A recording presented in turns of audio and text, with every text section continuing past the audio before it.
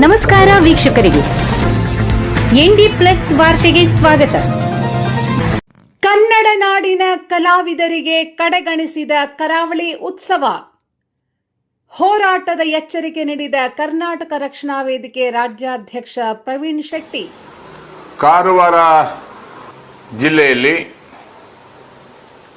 ಕರಾವಳಿ ಉತ್ಸವದ ಹೆಸರಲ್ಲಿ ಡಿಸೆಂಬರ್ 22ರಿಂದ 28ರ ತನಕ 7 ದಿನಗಳ ಕಾಲ ರಾತ್ರಿ ಕಾರ್ಯಕ್ರಮ ನಡೀತಾ ಇದೆ. ನಮ್ಮ ರಾಜ್ಯದ ಪ್ರತಿಷ್ಠಿತ ದೇಶದಾದ್ಯಂತ ಹೆಸರನ್ನ ಮಾಡಿದಂಥ ಕಲಾವಿದರನ್ನ ಕಡೆಗಣಿಸಿ ಬೇರೆ ಬೇರೆ ರಾಜ್ಯದ ಕಲಾವಿದರನ್ನ ಕರೆಸಿ ಅಲ್ಲಿ ಮೆರೆಸುವಂಥ ಕೆಲಸ ಕಾರವಾರದ ಬೀಚಲ್ಲಿ ಈ ಕಾರ್ಯಕ್ರಮ ನಡೀತಾ ಇದೆ. ರವೀಂದ್ರನಾಥ್ ಟಾಗೋರ್ ಬೀಚಲ್ಲಿ ಈ ಕಾರ್ಯಕ್ರಮ ನಡೀತಾ ಇದೆ. ಈ ಕಾರ್ಯಕ್ರಮಕ್ಕೆ 22ನೇ ತಾರೀಕು ಶಂಕರ್ ಮಹಾದೇವನ್ ಬರ್ತಾ ಇದ್ದಾರೆ, 23ನೇ ತಾರೀಕು ಮಿಗಾ ಸಿಂಗ್ ಬರ್ತಾ ಇದ್ದಾರೆ, 24ನೇ ತಾರೀಕು ಸೋನು ನಿಗಮ್ನ ಕರೆಸ್ತಾ ಇದ್ದಾರೆ, 25ನೇ ತಾರೀಕು ರೆಫರ್ ಅವ್ರನ್ನ ಕರೆಯುವಂಥ ಕೆಲಸ ಆಗ್ತಾ ಇದೆ, 26ನೇ ತಾರೀಕು ಮೊಹಮ್ಮದ್ ಡ್ಯಾನಿಶ್ ಅವ್ರನ್ನ ಕರೆಸ್ತಾ ಇದ್ದಾರೆ, 28ನೇ ತಾರೀಕು ಡೇಲರ್ ಮೆಹಂದಿ ಅವ್ರನ್ನ ಕರೆಯೋದ್ರ ಮುಖಾಂತರ ಕರ್ನಾಟಕದ ಕಲಾವಿದರಿಗೆ ಅವಮಾನ ಮಾಡುವ ಕೆಲಸವನ್ನು ನಮ್ಮ ಜಿಲ್ಲಾಡಳಿತ ಮಾಡ್ತಾ ಇದೆ ಎಂದು ತಪ್ಪಾಗಲ್ಲ. ನಮ್ಮ ಕರ್ನಾಟಕದ ಕಲಾವಿದರು ಎಂತೆಂಥವ್ರು ಇದಾರ್ರಿ, ಎಂತೆಂಥ ಜಾನಪದ ಸಂತರಿದ್ದಾರೆ, ಎಂತೆಂಥ ಕಲಾವಿದರು ಇದ್ದಾರೆ, ದೇಶಕ್ಕೆ ಮ್ಯೂಸಿಕ್ಕನ್ನು ಕೊಟ್ಟಂಥವ್ರು ಇದ್ದಾರೆ, ದೇಶದಲ್ಲಿ ಹೆಸರು ಆದಂಥ KGF ಸಿನಿಮಾಕ್ಕೆ ಮ್ಯೂಸಿಕ್ಕನ್ನು ಕೊಟ್ಟಂಥವ್ರು ರವಿ ಬಸ್ರೂರ್ ಅಂತವರು, ಅನೇಕ ಜನ, ವಿಜಯ್ ಪ್ರಕಾಶ್ ಅವರು, ಈ ರೀತಿ ಅನೇಕ ಜನ ಕಲಾವಿದರು ನಮ್ಮಲ್ಲಿದ್ದಾರೆ. ಆದರೂ ಸಹ ಪರರಾಜ್ಯದವ್ರನ್ನ ಕರೆಸಿ ರಾಜ್ಯ ಸರ್ಕಾರದಿಂದ 5 ಕೋಟಿ ಹಣವನ್ನು ಖರ್ಚು ಮಾಡಿ ಈ ರಾಜ್ಯದ ರಸ್ತೆಗಳಿಗೆ ಡಾಂಬರ್ ಇಲ್ಲ, ಹೊಂಡ ಇದೆ, ಉದ್ಯೋಗ ಇಲ್ಲ, ಬಿಟ್ಟಿ ಭಾಗ್ಯಗಳನ್ನು ಕೊಡ್ತಾ ಇದ್ದೀರಾ, ಅಭಿವೃದ್ಧಿ ಕೆಲಸ ಹಿಂದಿದೆ. ಇಂಥ ಸಂದರ್ಭದಲ್ಲಿ ಕನ್ನಡ ರಾಜ್ಯೋತ್ಸವವನ್ನು ನೀವು ಮಾಡ್ದೇನೆ ಹಣ ಇಲ್ಲ ಅಂತೇಳಿ ಕುಂಟು ನೆಪವನ್ನು ಒಡ್ಡಿ ಇವತ್ತು ಕರಾವಳಿ ಉತ್ಸವ ಅಂತ ಮಾಡಿ ಪರರಾಜ್ಯದವರಿಗೆ ಹಣವನ್ನು ನೀವು ಕೋಟಿ ಕೋಟಿ ನೀಡ್ತಾ ಇದ್ದೀರಲ್ಲ, ಇದನ್ನ ನ್ಯಾಯನ? ಇದನ್ನು ಕೇಳಲಿಕ್ಕೆ ನಮ್ಮ ಕರ್ನಾಟಕದಲ್ಲಿ ಯಾರು ಇಲ್ವಾ? ಕನ್ನಡ ಮತ್ತು ಸಂಸ್ಕೃತಿ ಸಚಿವರು ಏನು ಮಾಡ್ತಾ ಇದ್ದೀರಾ?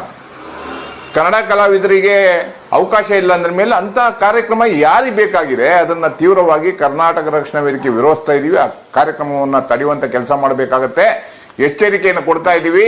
ಈ ಕೂಡಲೇ ಆ ಕಾರ್ಯಕ್ರಮ ಮಾಡಿದ್ರೆ ಕನ್ನಡ ಕಲಾವಿದರಿಗೆ, ಕನ್ನಡಿಗರಿಗೆ ಮುಕ್ತ ಅವಕಾಶ ಇರಬೇಕು.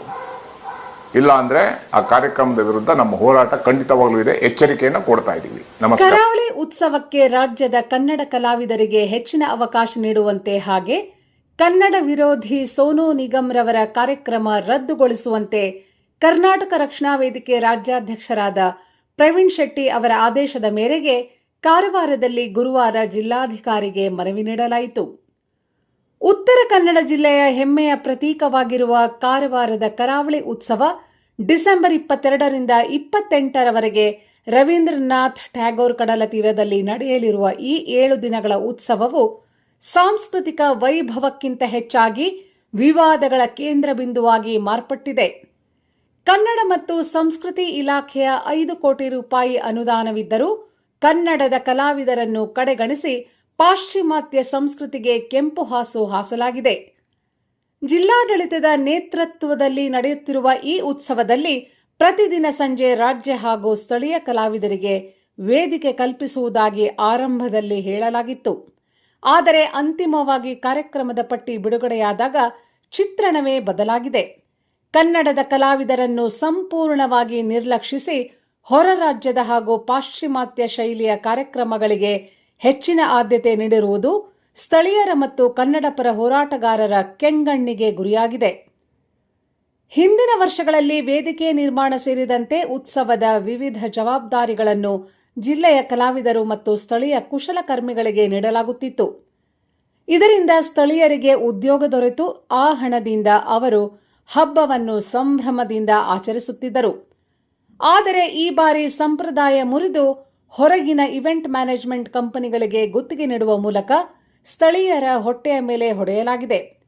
ಕಳೆದ ಬಾರಿ ಜನಮನ ಸೆಳೆದಿದ್ದ ಕೃಷಿ, ಫಲಪುಷ್ಪ, ಚಿತ್ರಕಲೆ ಪ್ರದರ್ಶನ ಮತ್ತು ಕ್ರೀಡಾ ಸ್ಪರ್ಧೆ ಪ್ರದರ್ಶನಗಳ ಬದಲಿಗೆ ಈ ಬಾರಿ ತಮ್ಮತನವನ್ನು ಬಿಟ್ಟು ಅನ್ಯ ಸಂಸ್ಕೃತಿಯ ಪ್ರದರ್ಶನಕ್ಕೆ ಒತ್ತು ನೀಡಲಾಗಿದೆ.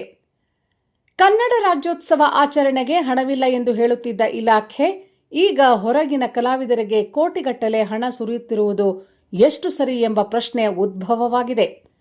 ಕನ್ನಡ ಮತ್ತು ಸಂಸ್ಕೃತಿ ಇಲಾಖೆಯಿಂದ ಕೋಟಿ ಅನುದಾನ ಬಂದರೂ ಕನ್ನಡದ ಕಲಾವಿದರಿಗೆ ಅವಕಾಶ ನೀಡದಿರುವುದು ಕನ್ನಡಕ್ಕೆ ಮಾಡಿದ ಅವಮಾನವಾಗಿದೆ. ಹಾಗೆ ಕನ್ನಡ ವಿರೋಧಿ ಕಲಾವಿದ ಸೋನು ನಿಗಮರ ಕಾರ್ಯಕ್ರಮವನ್ನು ನಾವು ವಿರೋಧಿಸುತ್ತೇವೆ. ಅವರ ಕಾರ್ಯಕ್ರಮ ರದ್ದುಗೊಳಿಸಬೇಕು. ಈ ಹಿನ್ನೆಲೆಯಲ್ಲಿ ಕರಾವಳಿ ಉತ್ಸವದಲ್ಲಿ ಕನ್ನಡಕ್ಕೆ ಮತ್ತು ಸ್ಥಳೀಯ ಪ್ರತಿಭೆಗಳಿಗೆ ಹೆಚ್ಚಿನ ಅವಕಾಶ ನೀಡಬೇಕೆಂದು ಕರವೇ ಆಗ್ರಹಿಸಿದ್ದಾರೆ. ಕನ್ನಡ ವಿರೋಧಿ ಕಾರ್ಯಕ್ರಮ ಜರುಗಿದ್ದರೆ ಹೋರಾಟ ಮಾಡುವುದು ಅನಿವಾರ್ಯವಾಗಿತ್ತು. ಹಾಗೆ ಸ್ಥಳೀಯರು ಉತ್ಸವ ಆಚರಿಸಿದ್ದಾಗ ರಾತ್ರಿ 11 ಗಂಟೆಗೆ ಕಾರ್ಯಕ್ರಮ ಬಂದ್ ಮಾಡಲಾಗಿತ್ತು. ಅದರಂತೆ ಕರಾವಳಿ ಉತ್ಸವ ರಾತ್ರಿ 11 ಗಂಟೆಗೆ ಮುಕ್ತಾಯಗೊಳಿಸಿ ಸರ್ಕಾರದ ಹಾಗೂ ನ್ಯಾಯಾಲಯದ ಆದೇಶ ಪಾಲನೆ ಮಾಡಬೇಕೆಂದು ಮನವಿಯಲ್ಲಿ ಉಲ್ಲೇಖಿಸಿದ್ದಾರೆ. ಈ ಸಂದರ್ಭದಲ್ಲಿ ಕರವೇ ಜಿಲ್ಲಾಧ್ಯಕ್ಷರಾದ ಅಕ್ಷಯ್ ನಾಗೇಕರ್, ಗ್ರಾಮೀಣಾಧ್ಯಕ್ಷ ಮಹೇಶ್, ಮಾರುತಿ ನಾಯಕ್, ಮಂಗೇಶ್ ಕಡವಾಡ್ಕರ್, ನಂದಾ ನಾಯಕ್ ಹಾಗೂ ಇತರರು ಕರಾವಳಿ ಉತ್ಸವ ಮಾಡ್ತಾ ಇದ್ದಾರೆ ಸರ್ಕಾರದಿಂದ. ಹೊರಗಿನ ಒಬ್ಬ ಕಲಾವಿದ ಸೋನು ನಿಗಮ್ ಆಗಲಿ, ಮಿಕಾ ಅವರಾಗಲಿ, ಬಹಳಷ್ಟು ಸುಮಾರಷ್ಟು 4-5 ಜನ ಹೊರಗಿನ ಕಲಾವಿದರನ್ನು ತಂದು ಇಲ್ಲಿ ನಮ್ಮ ರಂಗಮಂಚದಲ್ಲಿ ಅವರ ಕಲೆಯನ್ನು ನಮ್ಮ ಜನರಿಗೆ ತೋರಿಸ್ತಾ ಇದ್ದಾರೆ. ನೋಡಿ, ಇದರಲ್ಲಿ ಬಹಳಷ್ಟು ವಿವಾದಾತ್ಮಕವಾಗಿ ಇದಾಗಿರುವಂಥ ಒಬ್ಬ ಕಲಾವಿದ ಸೋನು ನಿಗಮ್ ಅವರು ಪದೇ ಪದೇ ಕನ್ನಡಿಗರನ್ನು ಟೀಕಿಸ್ತಾನೆ, ಪದೇ ಪದೇ ಕನ್ನಡದ ಬಗ್ಗೆ ಅವಹೇಳನಕಾರಿ ಮಾತನ್ನಾಡ್ತಾನೆ. ಅಂತಹ ಒಬ್ಬ ಕಲಾವಿದನನ್ನು ನಮ್ಮ ಜಿಲ್ಲಾಡಳಿತ ಇವತ್ತು ತಂದು ನಮ್ಮಲ್ಲಿ ಮೆರೆಸ್ತಾ ಇದ್ದಾರೆ ಅಂದರೆ ಇದು ತುಂಬ ದುಃಖಕರ ಒಂದು ಸಂಗತಿ. ನಮ್ಮ ಕರ್ನಾಟಕದ ಕನ್ನಡ ಇಂಡಸ್ಟ್ರಿಯಲ್ಲಿ ಬಹಳಷ್ಟು ಕನ್ನಡದ ಕಲಾವಿದರಿದ್ದಾರೆ. ಕಾಂತಾರ ಸಿನಿಮಾದಲ್ಲಿ ರಿಷಬ್ ಶೆಟ್ಟಿ ಅವ್ರದ್ದು ನೋಡಿ, ಪಾಪ ನಾವು ಯಾವುದೇ ಸಿನಿಮಾಗೆ ಪ್ರಮೋಟ್ ಮಾಡ್ತಾ ಇಲ್ಲ, ಆದರೂ ಕೂಡ ನಮ್ಮಲ್ಲಿ ಕನ್ನಡದ ಬಹಳಷ್ಟು ಒಳ್ಳೆ ಕಲಾವಿದರಿದ್ದಾರೆ, ಗಾಯಕರಿದ್ದಾರೆ. ಅಂಥವರನ್ನು ತಂದು ನಮ್ಮ ಮಂಚದಲ್ಲಿ ಅವರನ್ನು ಮೆರೆಯುವುದಾಗಲಿ ಅದನ್ನೆಲ್ಲ ಮಾಡ್ತಾ ಇಲ್ಲ. ದಯವಿಟ್ಟು ಇದನ್ನೆಲ್ಲ ನಿಲ್ಲಿಸಬೇಕು. ನಾವು ಕರ್ನಾಟಕ ರಕ್ಷಣಾ ವೇದಿಕೆಯಿಂದ ಇವತ್ತು ಮನವಿ ಮುಖಾಂತರ DC ಅವರಿಗೆ ಸಲ್ಲಿಸಿದ್ದೇವೆ. ಯಾವುದೇ ಕಾರಣಕ್ಕೆ ಸೋನು ನಿಗಮನಂಥವರನ್ನು, ಹೊರ ರಾಜ್ಯದ ಗಾಯಕರನ್ನು, ನಮ್ಮ ಕನ್ನಡದ ವಿರೋಧಿಯವರನ್ನು ತಂದು ಇಲ್ಲಿ ಮೆರೆಸಿದರೆ ನಾವು ಅದನ್ನು ವಿರೋಧ ವ್ಯಕ್ತಪಡಿಸಬೇಕಾಗ್ತದೆ, ಹೋರಾಟ ಮಾಡಬೇಕಾಗ್ತದೆ ಅಂತ ಹೇಳಲಿಕ್ಕೆ ಎಚ್ಚರಿಕೆಯನ್ನು ಕೊಡ್ತಾ ಇದ್ದೇನೆ. ಮತ್ತು ನೋಡಿ, ಕನ್ನಡ ರಾಜ್ಯೋತ್ಸವ ಮಾಡಲಿಕ್ಕೆ ಇವ್ರ ಹತ್ರ ಬಜೆಟ್ ಇರಲಿಲ್ಲ. ಹೋದ ಸತಿ ನಾವು ಕನ್ನಡ ರಾಜ್ಯೋತ್ಸವ ಯಾಕೆ ಮಾಡಲಿಲ್ಲ ಅಂತ ಕೇಳಿದಾಗ ಇವ್ರ ಹತ್ರ ಸರ್ಕಾರದಿಂದ ಅನುದಾನ ಇಲ್ಲ ಅಂತ ಹೇಳ್ಕೊಂಡು ಹೇಳಿದ್ರು. ಈ ಒಂದು ಮಾತು ಕೇಳಿ ಬರ್ತಿತ್ತು. ಸೊ ಈಗ ಕರಾವಳಿ ಉತ್ಸವ ಮಾಡಲಿಕ್ಕೆ ಅದೇ ನಮ್ಮ ಕರ್ನಾಟಕದ ಫಂಡನ್ನು, ದುಡ್ಡನ್ನು ಹೊರ ರಾಜ್ಯದ ಯಾವುದೋ ಒಂದು ಡೆಲ್ಲಿ ಆಚೆ ಮೂಲದವರಾದ ಕೆಲ ಗಾಯಕರಿಗೆ ದುಡ್ಡು ಕೊಡಲಿಕ್ಕೆ ಇವ್ರ ಹತ್ರ ಹಣ ಇದೆ, ಹೌದಲ್ಲ?